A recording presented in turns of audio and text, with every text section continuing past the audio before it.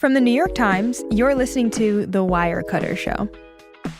Hey, everyone. It's The Wirecutter Show. I'm Christine Cyr-Clisette. I'm Kyra Blackwell. And I'm Rosie Guerin, and we work at Wirecutter, the product recommendation site from the New York Times.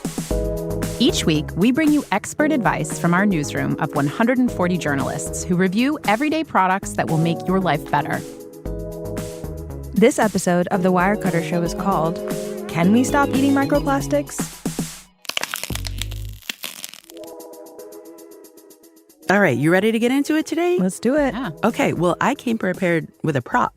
Mm-hmm. I got my reusable water bottle. Mm-hmm. Clap for me. Why? Listen, I'm only showing off today because I knew I'd feel shame if I brought any single-use plastic into the studio for this particular topic, microplastics. Oh, yeah. Yeah. You would be banned from life. Or It's banned not a- from life? I banned for life. And from life because of the microplastics. For and from. It's not a good look. Yeah, I've actually been hearing so much about these things lately. These teeny, tiny particles of plastic in the environment that can really screw with your health. Like, it's been all over the news lately. And they're everywhere at this point, even in like fresh fruits and vegetables, and definitely in our water, probably our air. Yeah, it's like one of these environmental pollution issues that nobody can really escape at this point. It's so pervasive. It's everywhere in the environment. And we recently published a piece on the site that's all about how to reduce your exposure to microplastics. It's actually called Microplastics Are Everywhere. Here's how to avoid eating them. And there's growing evidence that shows microplastics are linked to a bunch of health issues. Do we know where microplastics come from? Tons of places, but a lot of it comes from the products we use every day. And basically, little bits of plastic are shedding off all those products and into the environment. It's so overwhelming. It really feels like there's nothing you can do to avoid them. Well, Christine, you've brought us somebody who can help us think this problem through, which is amazing. Wirecutter's go-to expert on environmental issues related to products, Katie Okamoto. That's right. Katie is Wirecutter's sustainability editor. She's done a ton of research on this topic over the years, and she's really helped me think through some of the ways to change the way I use products in my own home. She actually wrote the piece we just referred to, and I'm really excited to talk to her about this. Yeah, we're going to talk to Katie about how concerned you should be about microplastics, how to reduce your exposure, and how to use less plastic where it really counts. It's going to be good. Let's take a quick break, and then we'll be back with Katie Okamoto. See you in a sec.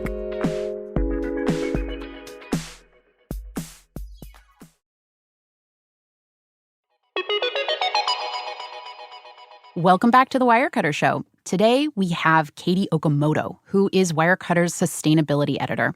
She is really Wirecutter's in-house expert when our reporters have questions about material science or environmental issues. She has worked on pieces about single-use plastics and forever chemicals, and she has a really interesting background that she brings to this reporting. She studied environmental studies, she studied architecture, and she also has studied life cycle analysis, which is the cradle-to-grave impact of products. Yeah, Katie also has amazing taste. For real, she definitely does. Amazing. Before she actually became our sustainability editor, she was on our home decor team. So she's not just thinking about the environmental impacts of products, but also how they look and feel to live with. Katie, welcome to the Wirecutter Show. Thank you so much for having me. So good to have you. So, Katie, microplastics are literally microscopic pieces of plastic.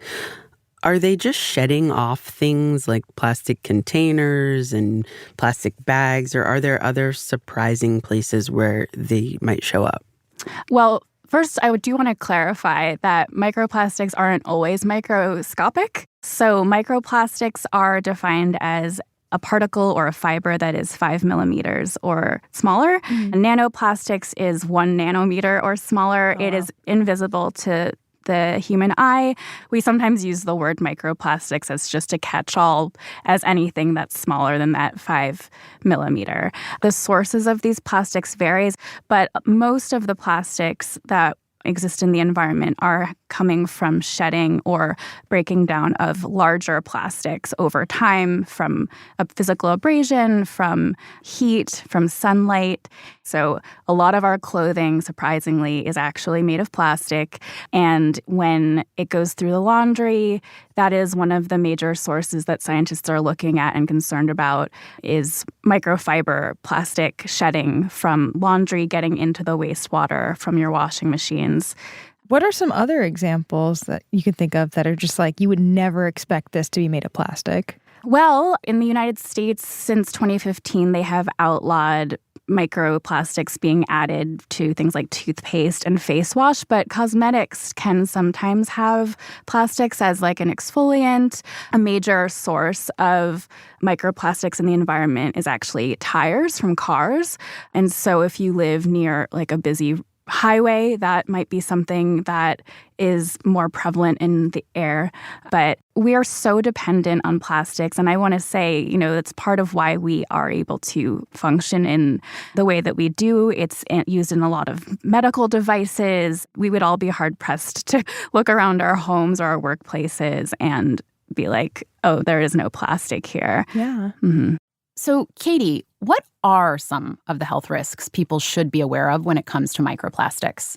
I should bring some context into this. I spoke with experts for this piece who included an endocrinologist, a pediatrician, a researcher who looks at the impacts of plastics on the human body. The research is emerging, so we can't say that one health impact to your baby is due to eating something when they were X years old. But what we do start to see emerging in the research is some really concerning links. So one example would be that a recent study found a high concentration of plastic particles found in the arteries has been linked to a higher incidence of cardiovascular disease. There have been other kinds of studies that look in mice, so again, this is not in humans, that link it to certain cancers, including colon cancer, possibly endocrine disruption, possibly metabolism impacts. And that's not an exhaustive list necessarily. And the nanoplastics in particular, scientists are quite concerned about because while they're still trying to understand these mechanisms, we do know that nanoplastics can penetrate the blood-brain barrier. And so it's very likely that we all have plastics within our bodies. And what that means is still uncertain, but it's definitely something that scientists are worried about. This is audio, so there's no one here to see that we're all grimacing. Our faces are just but like, yeah. it is happening. Yeah. When we're talking about exposure to microplastics, how exactly are we being exposed? So once again, this is emerging research, but we do know that there are plastics in our water. We do know that plastics are found in food. There have been studies that have found it in everything from salt to beer to honey, vegetables, fruits, meat. Unfortunately, that is a source, is our food and our water. Also air. The microplastics that get shed from tires are one example, but polyester also is potentially a source of that in dust particles in our homes. And so breathing in plastic particles might also be a source. And Katie, is it the particles that are causing these potential health problems, or is there also an element of the chemicals that are used in plastics? There are two sort of main thoughts here. This is still being researched, but it's possible that the actual particles may be contributing to things like inflammation. But yes, plastics also have chemicals that may be harmful to humans as well. So an example of that is sometimes plastics have added phthalates, which are plasticizers that are added to certain kinds of plastic to make them flexible. Those have been suspected as being endocrine disruptors. And then things like forever chemicals, PFAS, are sometimes added to certain plastics for their water repellent adding properties. Scientists are still trying to understand what those exact mechanisms are, but they are concerned about both the physical particles impact and the chemicals. I mean, from the way that you're putting it, it's making me worried that we can't eat, drink, or breathe safely anymore. Yeah. I just wonder, how worried should we actually be about the exposure? Yeah, I think that's a completely rational thing to feel at first. And I do want to say that this all does sound very dire. However, the scientists that I spoke with and the doctors that I spoke with were really emphasizing that the best thing that you can really do is take care of your overall health. But it's, I think, easy to hear about some of these health impacts and think, oh my gosh, I will get that because I drank from plastic bottles. And the experts I spoke with were very, very clear. Like, that is not how we should be interpreting this. But if you are concerned, there are certain things that you can do that will not drive you up the wall because they are targeting those three things that I mentioned: the drinking water, the food, and the air that we're breathing. Katie, to the point you just mentioned about freaking out about drinking out of plastic bottles. As a parent, when my kids were little, I actually did a review of baby bottles, and I talked to a scientist who basically told me, like, don't freak out. It's essentially, when you're talking about drinking out of plastic, it's like the dose makes the poison, meaning that the more you intake, the higher the risk, basically. Does that track with your reporting? Do you think that's like kind of a good way to think about this? Like, the more you're intaking, the higher the risk? I would say yes. I didn't hear those exact words in my reporting, but I think that that's a reasonable approach here. It's impossible to eliminate all sources of plastic. We are all going to be getting it from all directions. So yeah, I think that that's a very good way to and succinct way of putting it. Wirecutter recommends a lot of products that are made out of plastic. I think listeners who know the site might be like, well, how do you square that? It's the elephant in the room. Right. We do recommend plastic products. Like, should people feel guilty if they're using plastic? I don't think that guilt is helpful in any environmental issue at all. And the fact is that plastic does stuff that no other material can do. And it's also, unfortunately, and perhaps fortunately, it's cheap.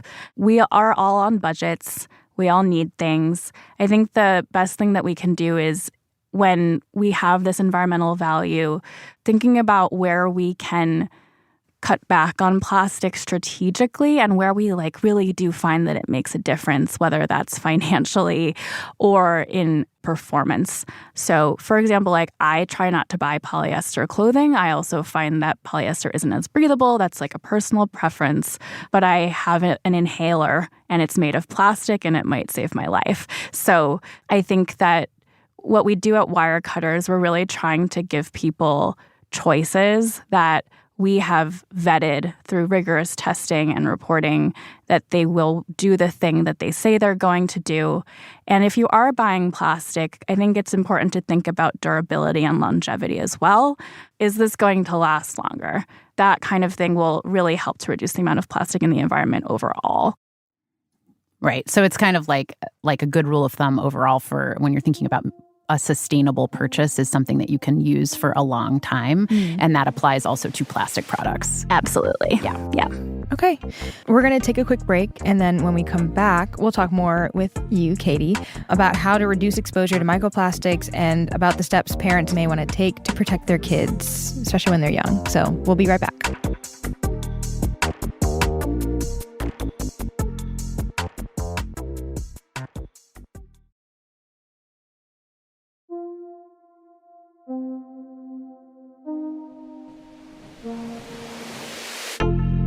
Welcome back to the Wirecutter Show. Today, we're talking with Wirecutter's sustainability editor, Katie Okamoto, about microplastics, these tiny bits of plastic that shed off plastic products. Before the break, we talked about some of the health problems that have been associated with exposure to microplastics and how you might want to think about your own personal risk. Yeah, so a few of the big takeaways that I got from you, Katie, before was just that you can't really avoid microplastics because they're everywhere.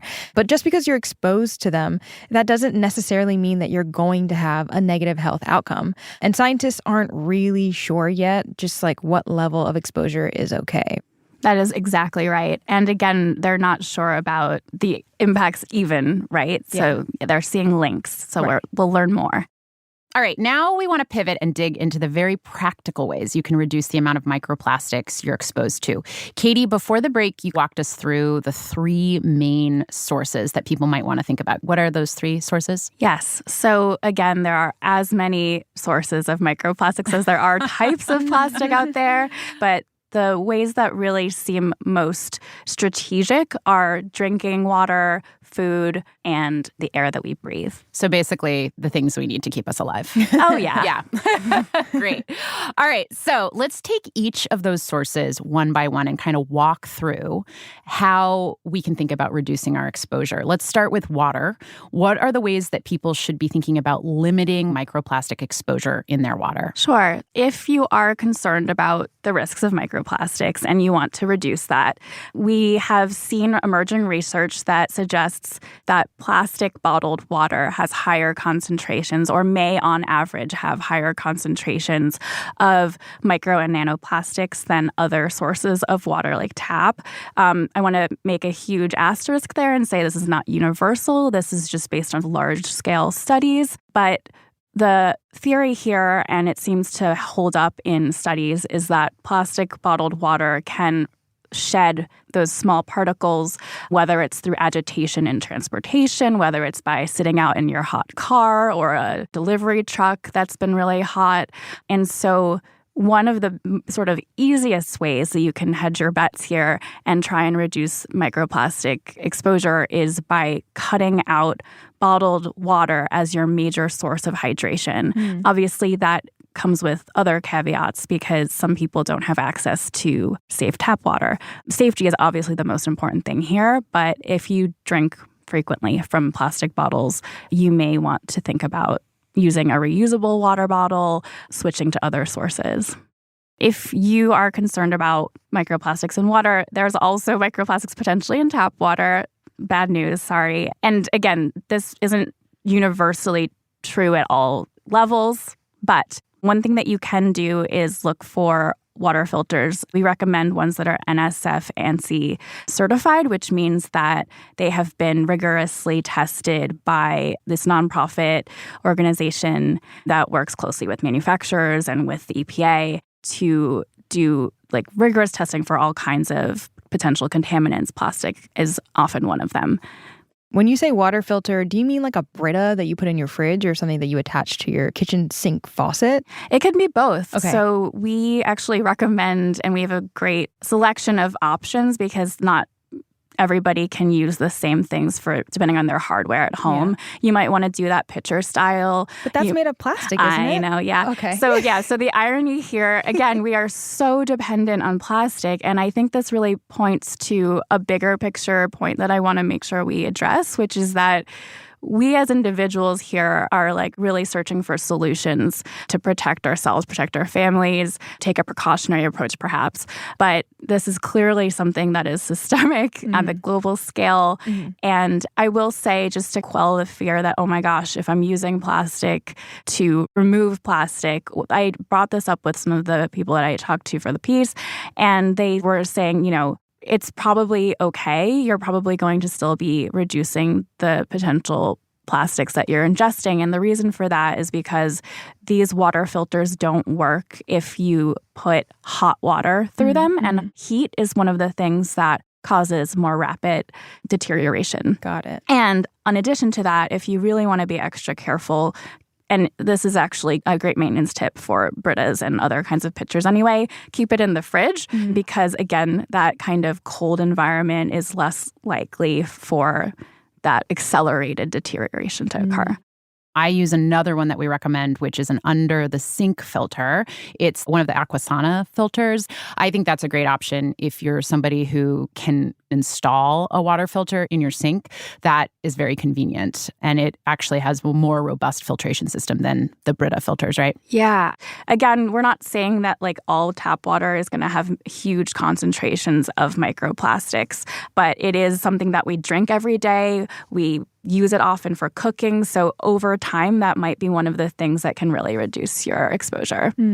So, Katie, I want to turn to food now. You eat so many different things in a week. How do you expect people to limit their exposure in their food to microplastics? Yeah, I looked into some of the research that was even just looking at like kinds of food. And I decided that based on like the experts I spoke with as well, that that's too much of a rabbit hole to start to think about like the kinds of food that we're eating. However, the experts did say to me, one of the biggest things that you can do is try to reduce, first and foremost, the amount of times that you are heating things in plastic that you're going to eat. Yikes, I'm so guilty of that. Right. So just to like back up on the science here, heat is one of those things that can really accelerate the particle shedding that leads to microplastics and nanoplastics entering our food. And so once in a while, it's not going to be the end of the world.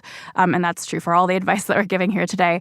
But not putting that plastic directly in the microwave, avoiding heating plastics in general. And then a step beyond that would be not storing food in plastic long term, trying to opt for things like glass, ceramic, steel, although you can't put metal in the microwave. But those kinds of things can actually go a long way to reducing your food sources. Also, Kyra, you got to get rid of your plastic cutting boards, I think, right? I would say God is a strong word, Rosie. But research has found that when you cut on plastic cutting boards, the abrasion, and they call it mechanical abrasion of the knife slicing against that plastic can dislodge plastic fibers, plastic particles. And so if you're using that all the time, and what's more, if you're keeping it for like 5 years, more than that potentially, and it's like really scratched. That's looking at you, Blackwell. It's probably time to replace that if you are worried about that as a source, right? Instead, you can opt for wood, which actually our experts on the kitchen team have said this many times, that actually it can preserve your knife blades better. They do last for longer because you can sand them down, so in that sense they're repairable. Some people still feel really icked out by the idea of like cutting meat, for example, on wooden cutting boards because it's harder to sanitize them. So if that is the case, the recommendation is that you replace your plastic cutting boards as frequently as, like, if you're seeing excessive scratching, but every 2 years is a good rule of thumb, and using them minimally if you can. What about Ziploc bags? I use Ziploc bags all the time in my kitchen, and I even, because I'm super thrifty, I will like wash them and dry them and then reuse them, but that's probably not the best thing to be doing, right? I think it's certainly admirable if we're thinking about the global problem of plastic pollution, which is indeed the whole reason why we're having this conversation. The people that I spoke with really said that single-use plastic containers, including water bottles, including Ziploc bags and things of that nature, even and especially takeout containers, those things are single-use, meaning that the plastic is not designed to be hard and robust. So it's okay to reuse those containers, and in fact, we would encourage you to, but not necessarily for food storage, right? So the biggest idea here is if it's a single-use plastic, don't reuse it for things that you're going to be eating or drinking, or if you're going to do it, it's only for freezer use. So I reuse my Ziploc bags for food storage, but I keep them in the freezer, and in theory, right, that's going to be a little bit decelerated of the shedding. Right. But yeah, by all means, reuse them for keeping clothespins or whatever else you want to put in there. Right. Yeah. Okay, well, then I will take that to heart.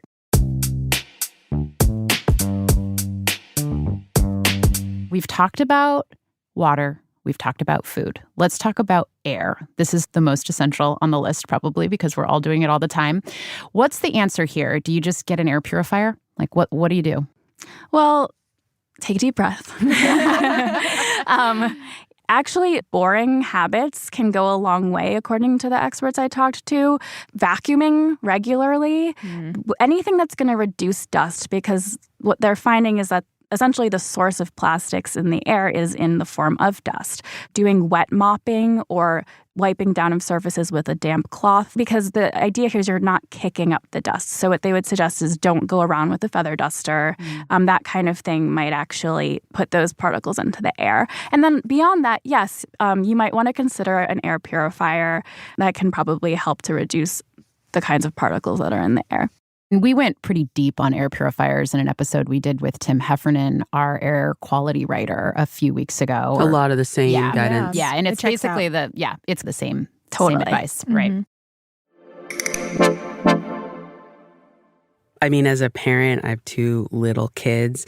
This topic is pretty unnerving. I go to Target. I was there recently picking out little things for lunch, and you see so much plastic. So are there particular things people should do for babies, toddlers, kids?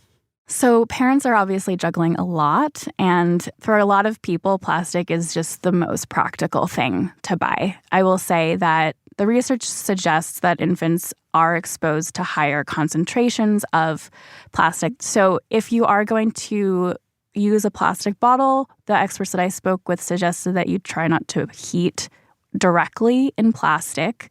Try not to shake the formula if that's how you're mixing it in the plastic. Some of these things are like, okay, but when the rubber hits the road, like it's like 2 a.m. and you're sleep deprived. Right. Yeah. And so the pediatrician that I spoke with, he said that the sort of quote unquote safest bet is to go for like a glass or a silicone bottle. But some parents find that traveling with a glass container is really heavy. Mm-hmm. So if you do want to use plastic, trying not to heat that. All of these things for adults, kids, whatever, it sounds pretty doable. It seems like we just have to monitor how much of these microplastics are coming in contact with the things that we eat and drink. And, cleaning regularly really helps, it seems, for purifying your air. And also just like never, ever microwaving or heating plastic directly, which I am so guilty of. I have to get better at that. And of course, just being mindful. Like you don't have to try and revamp your entire life to avoid plastics, right? Yes. And in this, as in all things, perfection is not necessarily the goal. We are, again, talking about reducing risk, and that risk is still being studied. Mm-hmm. And so if you happen to microwave something once in a while, it's okay. I think the concern is if it's habitual, if it's something you're doing every day and you're worried about these potential risks, then that's one thing you can certainly stop doing, right? Or try to reduce.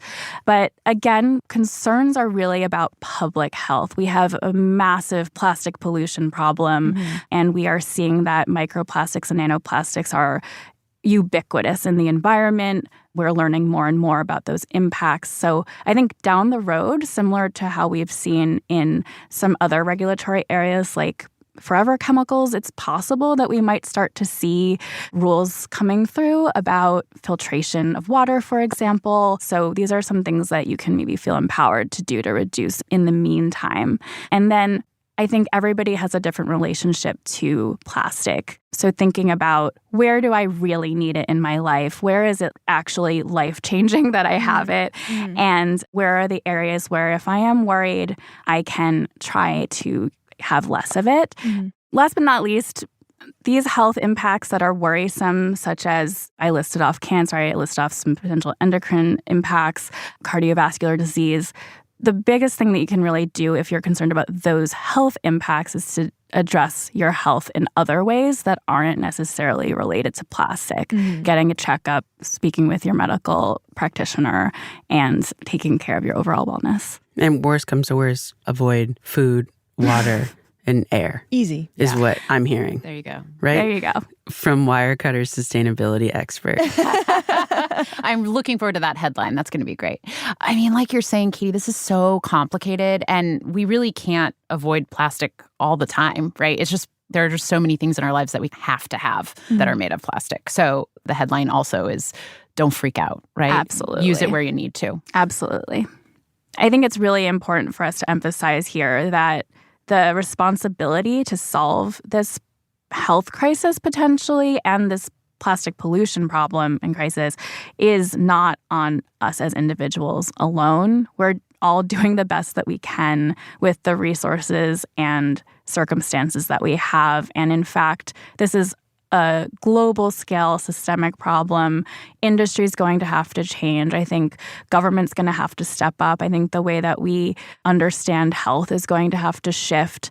And so it's wonderful if you are individually concerned enough to take action on the scale of yourself as an individual, as a family, maybe hopefully in the community. But it's not really something that we can expect individuals to take on for themselves. We have to think bigger.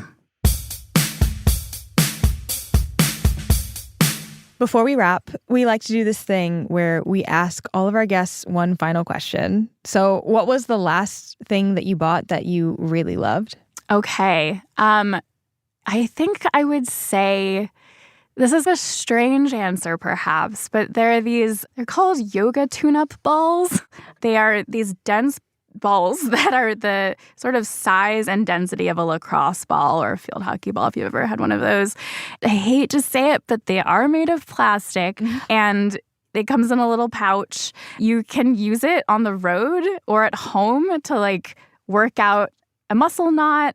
And I really love it because it's so much cheaper than getting a massage. If I'm traveling, it's like the perfect thing to have in your bag. And it's so much, actually, I think of it as one of those things that's unbreakable, because now you can buy all these kinds of self-massagers and like contraptions. We recommend some of them on our site, and I'm sure they're wonderful. But those can break. They have a lifespan. And this is something that will probably last for far too long, to be honest. But yeah, it's like a really cheap, delightful life quality improver. Katie, thanks for joining us. Thank you so much for having me. Appreciate it.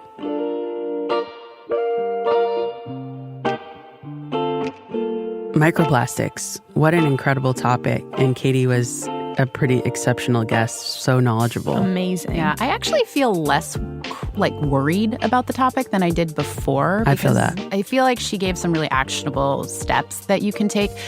I think for me, the big takeaway is like, don't freak out. Like, this stuff is here, it's real, it's a risk, but don't freak out and really just focus on your habitual use of plastic, on trying to reduce that, and also just take care of your health in general. Yeah, I agree with that. I think the biggest thing that I can take away from this episode is that I need to stop reheating in plastic Tupperware. Yeah. It's so hard because I live in a New York City apartment. I don't have a dishwasher or a microwave, but I can get glass containers and switch it to that when I order takeaway, or just put the food on a real plate instead of eating it straight out of the plastic. So civilized. Yes. Yeah, I think that's right. And I think my takeaway is similar to what you're talking about here, which is acknowledging that plastic is a part of our lives and looking to do what I can when I can. So reaching for the reusable water bottle, reaching for the aluminum foil over the plastic wrap, and recognizing that a lot of these issues are systemic, and that if we can take a small step, hopefully that will have some impact in our own individual lives, the lives of our family, but that maybe this isn't a battle that we can take on as individuals, which, I think is empowering in some ways, recognizing that. Yeah, don't beat yourself up. Here's what's coming up next week on The Wirecutter Show. I would say either go with the magic wand or the budget pick. The budget pick, you're not out a lot of money if you don't like it. The magic wand, if you don't like it, you've got a back massager. So that's kind of my logic. Make sure you're following the show on your favorite podcast app so you don't miss it. The Wirecutter Show is executive produced by Rosie Guerin and produced by Abigail Keel. Editing by Abigail Keel. Engineering support from Maddie Mazziello and Nick Pittman. Today's episode was mixed by Daniel Ramirez. Original music by Dan Powell, Marian Lozano, Alicia Ba-Itup, and Diane Wong. Wirecutter's deputy publisher and interim general manager is Cliff Levy. Ben Fruman is Wirecutter's editor-in-chief. I'm Kyra Blackwell. I'm Christine Cyr-Clisette. And I'm Rosie Guerin. Thanks for listening. Christine's like, so the last product you bought and loved was a sack of balls? Say more. Should I pick a different product? No, not at all.